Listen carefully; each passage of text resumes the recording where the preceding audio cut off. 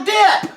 Oh, sorry, dude, wrong hat. Wardrobe. Ladies and gentlemen, a recipe worthy of battle, but this man is not worthy until he turns into cheesiest Maximus. Hi, welcome back to another edition of Cookin' Chris's Dishes with the good old boy. You're about to have a wardrobe malfunction.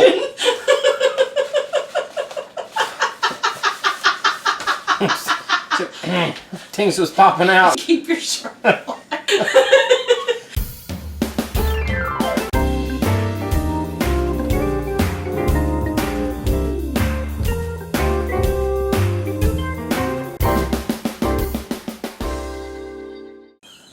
Hi, and welcome back to another edition of Cookin' Chris's Dishes with cheesiest Maximus, where we're cooking up dishes straight from recipes.crock.com, which is my beautiful wife's cooking blog that has... You look like you have, fangs. You could take the helmet off. This show's going straight to helmet. Hey, now. I think it needs tied up top, too. I think so. You know what? I think we've got the novelty. Yeah, this outfit's roaming all around me.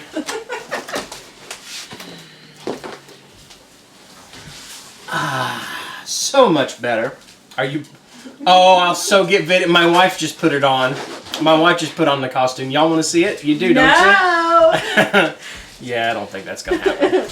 You gotta save it for the... But we are glad that you joined us today for the winner of Battle Dip. And the winner of Battle Dip is Spinach Artichoke Dip. And it's very, very good. Very, very cheesy. Kind of like a guy you know. And I am very glad that you picked this one. So far, every one that y'all have wanted is the same one that I wanted, except for cake, and y'all were more right than I was. So, let's go on with what we need for this recipe. You need, of course, spinach. 4 to 6 cups. I'm just going to use a giant handful. I learned that that is plenty for our finished product. You also want 1 can, which is 14 ounces of artichoke hearts. This is, the ones that they had at our store was the quartered artichoke hearts. And you want to make sure and drain those. You don't need the liquid in there. So just a quick drain. And then you also want as much garlic as you want, as much garlic as you can stand. I used about 2.5 teaspoons in our finished product, and I love it. I love it. It's got a really good garlicky flavor. Use as much as you want to. You could use a couple cloves. I'm going to use 2.5 teaspoons of Penzeys freeze-dried garlic. And then you also want to use 2.5 cups of mozzarella, and we're also going to use 2.5 cups of Colby Jack. Now, that's what I'm telling you to use because that's what the blog said. I did my maths wrong because in a bag is 2 cups, 8 ounces. In this bag, it's supposed to be 8 ounces. So if you did the math right, Mike, and Mikey didn't, I actually used 3 cups and not 2.5 of each cheese. It just means more cheese, really. It's going to be okay. And side note, the blog says Monterey Jack, but they didn't have Monterey Jack, so that's why we're using Colby Jack. You don't have to go exactly by what the recipe said, and you can still make something really good. And to finish that really good recipe off, you need 2 bricks of cream cheese that has just been cubed up. So just like that, nothing fancy, just kind of give it a quick cube so that it melts a little faster. Go ahead and I'm getting cream cheese over everything. And I'm putting cream cheese on the floor. So you want to use almost 2 bricks of cream cheese. I'll get that right now. That would be nice. Because if I don't, I'm going to step in it. Oh, yuck. You ever had cream cheese squish in your toes? Yeah, you make it sound like maybe you have, dear. And it's not. It's wonderfully creamy in your mouth, not so wonderfully creamy in your toes. So, Ew. yeah, try not to do that because Now really cream cheese is essential for this recipe. I would really like to know which recipe it was that I don't know about cream cheese missing from. It was in my toes. So I don't think we're gonna miss. It was just a little bit of cream cheese I just missed there. So. Well, you'll make up for it with your cheese, right? Yeah, I surely will. So cream cheese is done. What didn't make it to the floor made it into the slow cooker. I'm going to wipe my hands off real quick so you can get cream cheese everywhere real quick. I'm going to go ahead and add my garlic in there just to kind of thin some of the stuff out on the workstation. I'm going to use 1, 2, and I love garlic, so about 2.5. Do it to however much you like. If you don't like garlic at all, leave it out. For me, I think it gives it a lot of flavor. And I'm done with that. And my artichoke hearts, I'm going to check them out because I don't know what I've seen them like when they're quartered. Because you want to get a bite on top of a chip. I'm going to cut those down just a little. I don't want them necessarily minced, but I'll just give it a rough chop through there just to kind of break it up a little bit more. Yeah, you don't want to get a big old mouthful of artichoke. No, artichokes are delicious, but just a little bit in each bite. They're not necessarily the big star of the show. That's me. I thought you were going to say that was the cheese. Same good. Watch your fingers. Run it one more time through. Yeah, we were just talking about our insurance company a while ago. If they ever saw some of the stuff I did, they'd probably shut us down. All right, so on top of there goes my artichoke hearts right into the pot on top of the cream cheese and the garlic. And now the spinach, what I want to do, like I said, is just a handful, a large handful.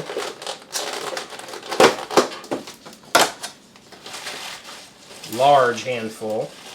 And for those of you that like to measure, this is 4 to 6 cups. Yeah, and that, I know that a regular size handful is 3 cups. I've actually measured it before. So that's probably about 4.5 or so, give or take. And again, I'm going to go through this pretty good. Now, baby spinach will have a milder flavor than if you get regular spinach. So we like to use baby spinach. What I don't recommend is running this over your finger. I'm trying my best not to let that happen. I hope I don't let you down. And I'm going to go through it again. You want it chopped up pretty good, finely chopped. Yeah. You want just little pieces of spinach, and it's going to wilt as it cooks down. It'll shrink down quite a bit. It'll lose its moisture, which will go into the cheese. And I don't know about you, but I think fresh spinach like that smells awesome. I've said it before that I love it in shakes. A lot of people say they don't care for cooked spinach or don't like spinach at all. I highly recommend it in a shake because to me it's delicious. Now it's not cooked up, so it doesn't get that aroma of what spinach does, but in this I think it adds to it with the garlic and the artichoke. So I'm totally cool with cooked spinach in this dish. One more time through. In this dish, because I was going to say, you're not a real big fan of cooked spinach. I'm not the biggest fan ever of cooked spinach. Here, I was thinking about this as I was coming home. I picked up Addie from school today, and I was thinking about making this dish for y'all tonight. And it reminded me of a story of my mom. When my brother Tim was little, I mean real little, probably 4 or 5, and he heard that Popeye spinach, which was the actual brand of spinach, it might still be out there now, would make you big and strong, kind of like the cartoon showed. And so he wanted him some Popeye spinach. And we were going to be big and strong like Popeye. And so Mom bought a can of Popeye spinach and cooked it up for him, set it in front of him. He took one bite and started crying. And he said, "I don't like Popeye spinach." My mother still made him finish it. So I'll happily take it like this and put it right in there. It's a pretty color green too. And then from learning from my Crock posse, I'll take the back of my knife, clean off my cutting board, put it in my big old pile of messy dishes that I'll clean up later. Y'all heard it here. And finish it off with cheese. And I'm going to use all this cheese. All the cheese. That's a lot of cheese. That's okay because it's going to feed a lot of me. Well, if I can get it to open, I will. There we go. There's 3 cups of, we're using Colby Jack. Now the Use recipe Monterey calls Jack. for 2.5, folks. Yup. He's a rule breaker. I'm a rebel. And here's the problem with breaking the rules. You can't fit it in the slow cooker? Actually, that's just perfect. Except for one problem. What's that, dear? I now have to stir that. There's a potential for a mess in front of you in here in just a moment. And then the last ingredient on top of it, here's some pepper. 9, 10, 11, 12, 13. I like it a little peppery. Now let me grab This should spoon. be interesting. And a mop. And I'm just going to kind of carefully mix that together. I'm bending your spoon doing this, but Oh my word. yeah. So I didn't fully think that through. Maybe I should have grabbed the 6 quart for this instead of the 4. Oh, The dog will enjoy that. party foul. Yeah. All right. If I can get down in, you know what? Maybe if I flip my Oh my goodness, you totally bent my spoon. if I flip the spoon over, maybe I can get down the bottom and get some. There we go. Now we're getting into the cream cheese. Hello, cream cheese. Come on in there and join the party. There we go. It's almost like I'm tossing a big old salad here. All over. Oh my.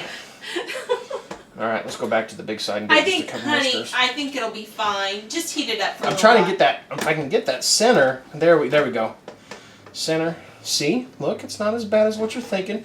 My wife is over there just freaking out, and right down in there. See? I think we need to have an after show called Cleaning Chris's Kitchen. Okay, so I'm done mixing that up now, because I know where this is going. You broke my spoon. Show them my spoon. You're getting it all over the floor. Oh. Sorry. I totally think we need to have a live after show called Cleaning Chris's Kitchen. Let me wash my hands real quick. Oh. Now, after you've thoroughly made a mess in my wife's kitchen, put a lid on it, and it's done. Set it on high for 1 to 2 hours. I highly recommend that you check it once every 30 minutes, depending on your slow cooker, because, and I'll show you here in just a second after I get done cleaning Chris's kitchen, that if you keep cooking cheese, something's going to happen. Cheese is going to go from white to brown to burnt. You plugged that crock pot in. You told just me like to. I told you to. I'm going to try this again. I'm definitely going to unplug it before that mess happens. Or the handle, like Yeah, grab your hot crock pot by its handles. These handles down here, not by its side. And when it gets done, zoom in just a hair. It's going to look like that. See, we've stirred it. I'm going to get another spoon, hopefully not a broken one. Get me the. You could just use a little metal one. Down. Little metal. Yeah. Everybody could use a little metal every now and Like then. from this, like a soup. Like this. Yeah. Look on the sides right here. Stay away from that when you're stirring, because you don't really want the burnt cheese in there. I like the taste of burnt cheese, baked cheese, anything like that. And it's not usually that thick. We cooled it off from cooking earlier. Which is why I grabbed it like I did, because I thought it was gonna be cool. Yeah. It wasn't. But Kind of like me. If you stir it every half an hour, it's not gonna burn like that. It's that we left it. We broke our own rule and did not look at it every 30 minutes. Yeah. Might give it a stir, but that you can see the spinach has wilted down and the artichokes are just mixed in there. I just want to take a spoonful of this and shove it in my mouth. I won't, because I've got these cute little, they're pretzel thins. thins, but they look like cute little hearts. Yes. And what I'm going to do is I'm going to dip straight out of there. You know why? I wouldn't, because they're very fragile. So what I'm going to do... It'll break off on you. It will. These are so good. Look at that right there. Right there on top of that. You can see your artichoke right there and your spinach, and of course all that cheese. The cream cheese just kind of melts down with all that other cheese and it becomes real creamy.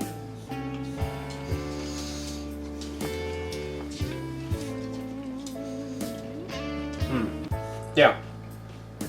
You go out to a nice restaurant, order an appetizer of spinach and artichoke dip. It'll be good. Not as good as that. That extra bit of garlic that I put in is why I like it. Because it's really strong, but delicious, and it goes really well into that cheese. This I don't is really pillowy. Yeah, it's fluffy. Mm-hmm. It's not like you taste the spinach. You get little bites of it here and there. You know, get the texture of the spinach, but actually with the cheese, it works out well. And of course, you get those chunks of artichoke in there, gives you just a little more body to chew on.